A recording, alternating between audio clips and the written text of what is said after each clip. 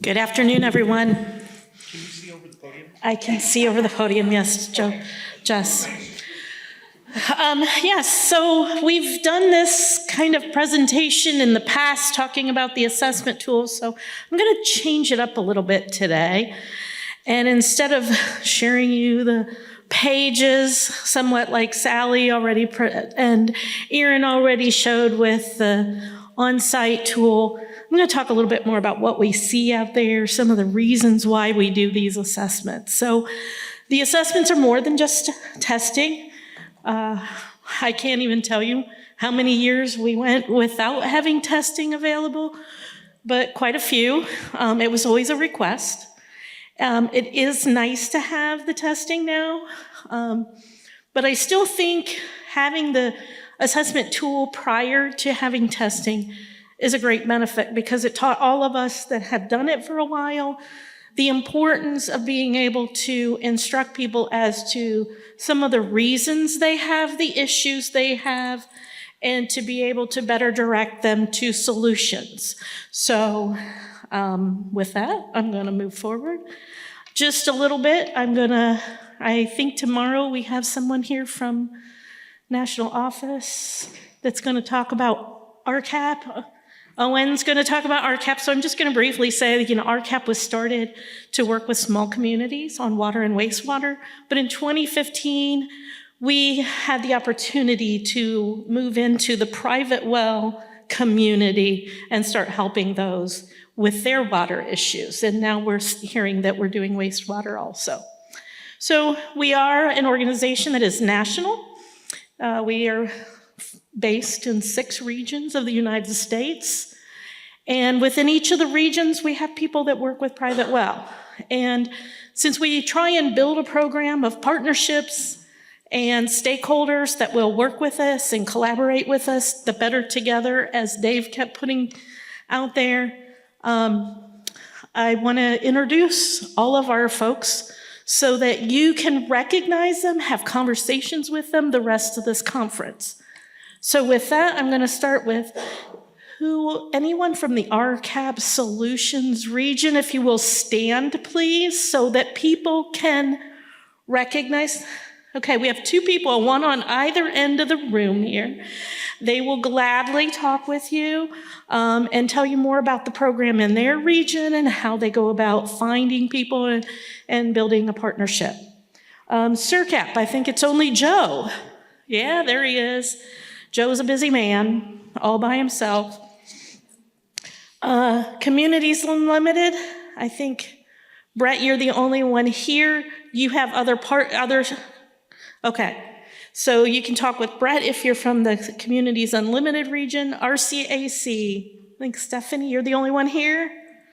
Okay. Midwest Assistance, or MAP, there's 2 of you. Marty's in the back, Jesse's up here. Jesse's, I think we determined last night, Jesse and I are the only original staff, other than Steve, that have been with the program. So we can tell stories too. And then the Great Lakes region, which I am from, I have quite a crew, a team that's here. We have Michigan, Wisconsin, Illinois, and Ohio represented. So please, if you are interested in knowing which one of the staff are from which state, I'm sure they'll point you in the right direction. So the purpose of our grant was originally, and still remains, to be to improve public health and source water protection. And so when we're working with homeowners, we're trying to bring that through in the message that we give them and trying to resolve their issues. So what goes into a well assessment and why? There's 18 sections that we fill out. A lot of them are similar in nature to what the on-site was that they talked about. But I'm going to talk a little bit more about what we see out there and how we relate people to those. So why do we do these? Because these are the kind of things that we go out and find. The upper left is a hand-dug well in a community that has mainly hand-dug wells, and this one was being in use. This community all had hand-dug wells with a lot of coliform issues. Gabby's been actually working with this community to get them public water, and we just got word today that they're along an interstate and they had a semi-rollover hauling hazardous materials. So this is becoming an even bigger issue as of today. The one just below that is, you may wonder, what the heck is that? It looks like just a pile of rocks. Well, there is a well cap in there somewhere. Somewhere, that's the key word. So we see the wells that don't meet code. They don't come to the surface, above the surface, in addition to the pits that we are run across the hand dugs. And that the upper right is a well from Wisconsin. Some of the potential contaminants or concerns with corrosion to that wellhead and what kind of bacteria could be impacting that. Caring for and keeping an eye on our wellheads. So this is an example why we need to teach the homeowners that they need to inspect their wellheads and take care of them. The bottom right is another one that Gabby encountered early this spring. I'm glad she did, because I don't think my allergies would have survived it. This is in a basement. It was in a kind of an enclosed room that they pulled off the wall to get access to it, and it was full of black mold. So not only is this well not capped, but it's open to all the black mold in this little tiny room, and the homeowner was trying to figure out why she and her children were sick. So these are the things that we encounter and why we do these assessments. Some of the other big challenges, the one picture right underneath all the words, that's actually a pit with a nice big, huge, gigantic spider web. So we run across these things, trying to get across to people with pits why they need to bring those wellheads up to the surface to eliminate the concern of safety for somebody falling into the pit or driving into the pit, which we've had experience and stories of. So those are things. Backflow prevention. In our region, we send a little fact sheet out that shows them examples of backflow preventers they can get so that they don't end up with backflow into their homes' water, drinking water. Because I like to use the example that, if you have small children or grandchildren and you have to run away and you can't supervise them and they turn on the hose and then turn it off while it's in the baby pool, we don't know what we may be imbibing after that backflows into the home. And then pets and animals. Jonathan sent me pictures, and I think I have the picture later in the presentation, of a shared well in the middle of a pasture. And his comment was in his email to me, well, there's poop all around it. And I'm like, well, at least there's not any on top of it. So those are the kind of things I've experienced going out. A church that had a parsonage, and the residents were tying their dog and had it tied around the wellhead. And they let the dog out while I'm there. And first place he goes to go to the bathroom is right on the wellhead. And I'm like, well, there's your example of why, you need to find a new place to tie your dog. Let's find ways away. So those are some of the other things that we encounter. I've tried to be creative and come up with common. Okay, what am I doing wrong? Absolutely not. Okay. So besides the public health issues, at Source Water Protection, this is an example of a public system that has 2 public wells. But I like to use this example. I like to take this picture and share with people that, there is a area of critical concern and then a larger area that's not quite as concerning because of time of travel of contaminants to the well. Homeowners don't often understand this. Public systems do. They have to. But homeowners need to understand this and their proximity also to the public system so that they understand that we're all playing in the same sandbox. It's that better together again, trying to help them all understand how we all impact each other's aquifers, whether we're directly over the top of it or what we're doing somewhere else could be impacting someone else's. So having them understand what they do and how they do it is impacting themselves as well as others. So other source water protection topics that we cover in there is, of course, is our wellhead protection and construction, doing the actual wellhead assessment where we look at what's going on, pointing out. You have no idea how many times I go out and I find a broken casing or a conduit, or the well cap is not attached or not connected, not tight, or the dreaded rope tied around the casing. And I bet our drillers back there know what that dreaded rope is, where they have a non-licensed person changing out the pump and they don't know how to secure it, so they just tie a rope around, stick it through the vented cap, tie it to the casing. That'll do. Not understanding what the vent's for, not understanding that that rope is a wick of bacteria directly into their water source. So those are the kind of things. This wellhead here was a wonderful one. They were really, really close to the edge of the driveway.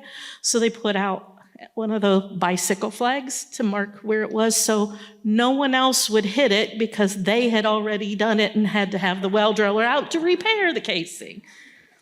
Proper setbacks. Each state has setbacks, trying to help people understand what those are, why they have them, especially for the septic. I have one community, thank God they're currently in this final stages heading towards construction because their wells are less than 25 feet from their septic. So they needed a sewer system to eliminate contamination. And then influences of the surface runoff also. So many times, and I had to stop at the neighbor's house just the other day because they had had a new well drilled last winter.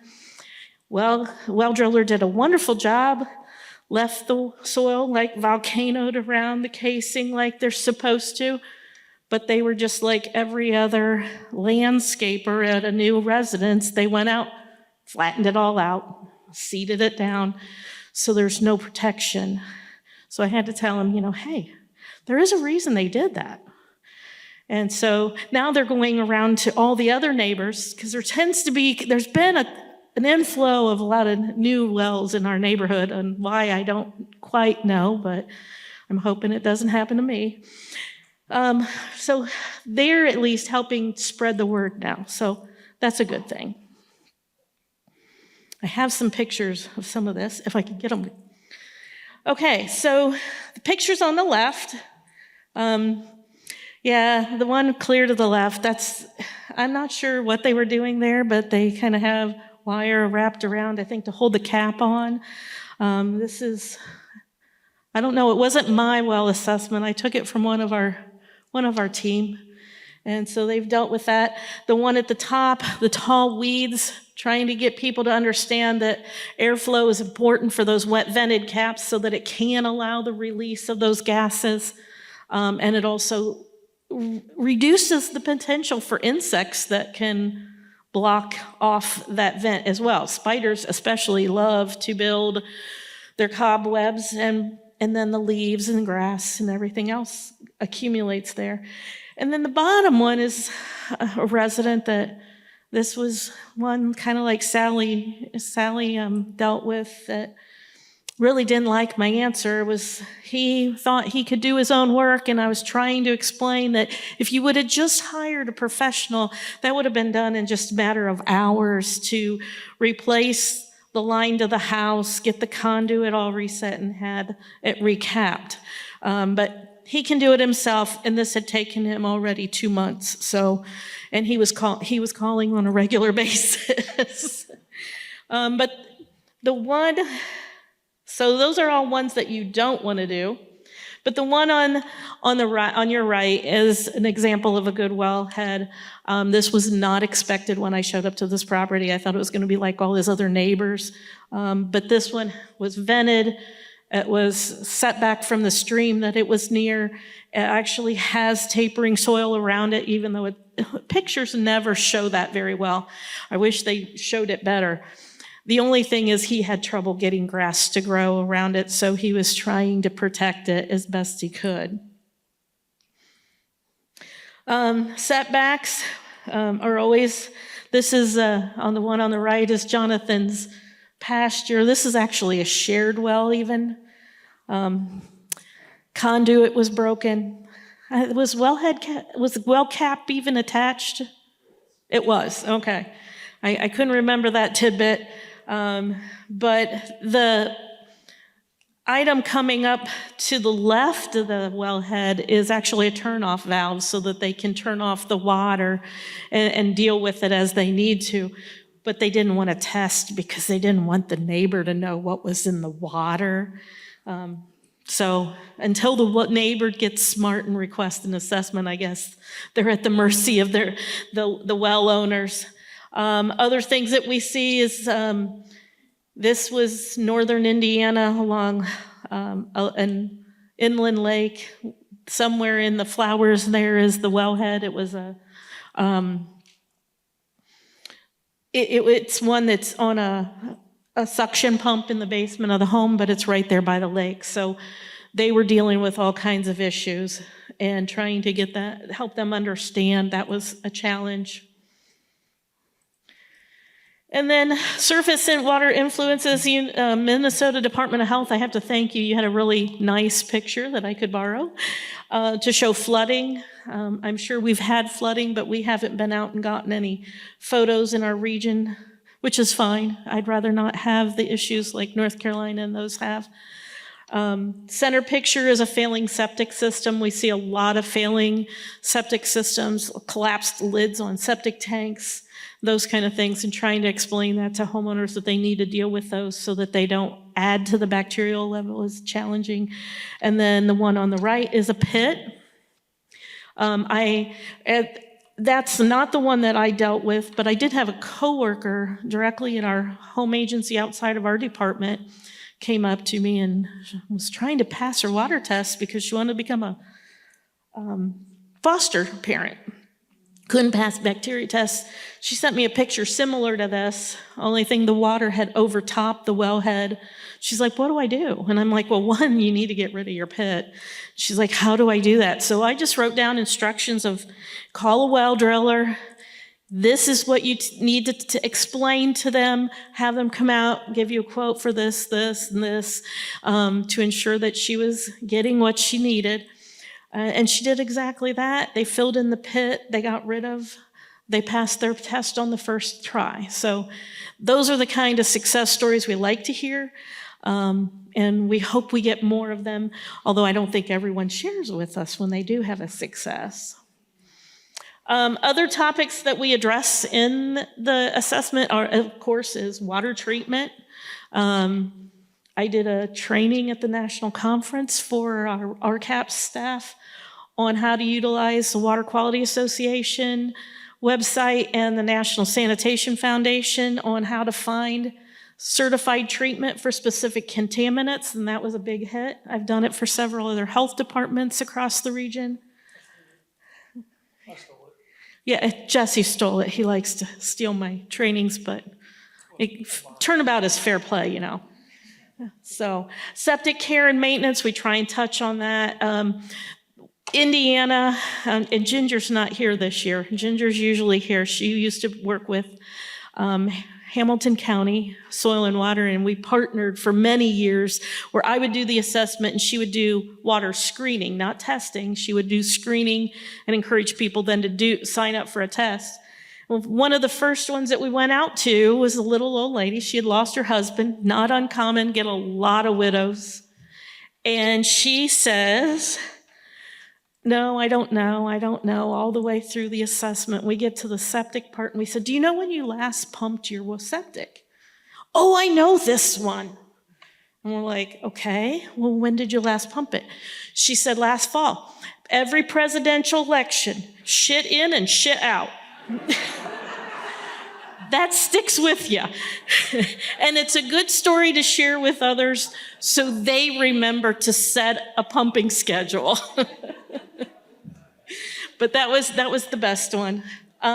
We talk about testing and frequency, and maybe what they should test for based on what we see, what's in the region, what's recommended by the county. Those are all important things. So we do a lot about that. I like to encourage our staff to look at the surrounding areas, things within at least a mile that could influence, or at least to make the homeowner aware that they need to stay alert. If they live near an interstate, maybe they should stay alert to potential hazardous materials. What's being transported on that? Maybe there's not hazardous materials, but if they live in a farming community, maybe they need to stay alert during farming season. I know that happened to me a few years ago. I was sitting, eating dinner, and I look out the window and I'm like, what's all the flashing lights out there? That's just down the road. That was an anhydrous ammonia tank that had flipped into the road ditch. So I was like, oh, lovely, this is great. So at least I stayed alert. I learned what happened because I'm not one to run right out and say, oh, what's going on? But I did contact our township trustees and I said, hey, anything I need to be concerned about. So trying to keep people so they understand that. And of course, we talked to them about backup power. Seems like when I spent a lot of time in Indiana doing assessments, people were very aware because of the ice storms from the past, and they remember how many days they went without water. And we talk about how much easier it is to live with water. And I'm like, you use your generator to run your refrigerator. That's for food. That's an essential. What do you do for your water? Water's more important for our bodies than than food is. So that usually also gets them thinking, and I've had a lot of people come back and say, well, I got a generator. It's not whole house, but it will handle the well. I had the electrician set it up so that they can handle the well also. And I'm like, okay, do you understand how to use it? That's my next question. Because even though the electrician may have set it up, do you know how to make that happen? And they're like, yeah, we went through all that. So those are important things. So that's what I have to share about our assessments. If there's questions. Okay. What role do you think climate change and increasing natural disasters can have on setbacks of well safety? How can well owners prepare for these climate events? That's a good question. Because I've been thinking all day, we've been talking about flooding and the hurricane and how it impacted North Carolina, but we also had forest fires out in California that burnt off the tops and casings that were PVC. What kind of impacts does that create for PFAS into our water aquifers out there? But I do think climate change can be creating new challenges for us. I think we're always going to be learning because of that. So if you work in the well industry, don't give up on your learning. It's a never-ending process. We have to keep on top. We have to keep reading. We have to keep studying. We have to work with researchers on these concerns to get us the information we need so that we can give people the right information. Are your services free to callers, and how long does a resident have to wait for a visit? Services are free. How long do they have to wait? Depends on their location to one of us and when we're scheduling to be in a state. But one of the things I do, and I think Jesse, I think you do it too. I'm not sure some of the rest of you may do it. But if they reach out and I can't get there right away, I'll email them or call them and ask them, is there an issue that you're dealing with that you need some recommendations on that I can help you with? Get you going in the right direction until I can get there to do an actual assessment. And you have no idea, almost every one of them have something that they want to talk about. Whether it could wait or not, sometimes it can, sometimes it can't, but I'd rather help them when it's on their mind, give them some peace of mind while they can. So is that kind of similar with the other regions? So we have a form, I don't know if anyone can hear me, but we have an online form, and so I always direct people to that, and there we ask them a series of questions, including the reason why they're interested in a well assessment. And that helps us to prioritize kind of like the urgency if they're concerned about certain contaminants, or if they see like the color of the water has changed. That'll kind of put them or move them up in the line versus someone who just like, I want a free well assessment. Okay, for those of you that may not have been able to hear Stephanie, she said that RCAC has an online form that people can fill out with questions, and depending on the questions, may move them into different priorities. So that's a good thing to have. I know our region has a site on ours that they can fill out for a request, but then it's up to us in each state to schedule with them. And sometimes our schedules dictate that we can get right there, and sometimes it doesn't. Well, I think it's good to point out, Cindy, that it's not an emergency need program. It's more of an educational program. So I always tell them, if it's an emergent need, you need to go to your local supports. And I've linked up with their health department or local driller or contractor or something like that. But I can always come out and educate you. Even I can come out next year if but it's not an emergent need program. It's more of an educational program. Yep, we are not the emergent need. That's more what the health departments or state primacy for water is. They can call a health department, they can call a well driller, and because a lot of times, just talking with them, you know right off that you need to tell them they need to call a well driller, or they need a well driller that has a camera, because what they're describing, you can't see from the surface. There is no way. And we don't have x-ray vision. So we're not Superman. Even though some people think we are, we don't do that. So how do you advertise, and do you have to turn people away? We advertise in multitudes of ways, usually getting word out to the health departments. We have our website. We have a Facebook page. Trying to think. Multitudes of ways. Well, the private well class helps advertise and directs people to us. We've never had to turn people away because we have these overlapping grants, which are wonderful. So if we have concluded our funding in 1 year, we usually we're rolling into the next so we can keep helping them.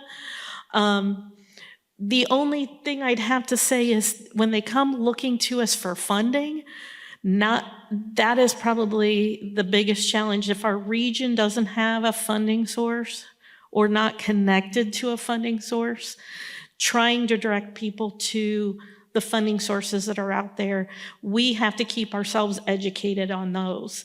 And so that's been an important thing. And I know last year I pointed out to Steve when National Groundwater Foundation started the Water Wish Well grant. And next month, it was in the newsletter, so everyone in the country learned about that. So that was a good thing. And it was tipped off to me by a client. So we don't even get those word first. Okay, last question is, how many assessments do you do per year? I would say most of our regions are doing somewhere probably around 100 or a little over that. A lot of it's dictated by what is supported by our grant and required by the grant, but if we can do more through the funding that we have, we do as many as we can. I think that's true in all of the regions, but funding is a major dictator on all of that. But thank you.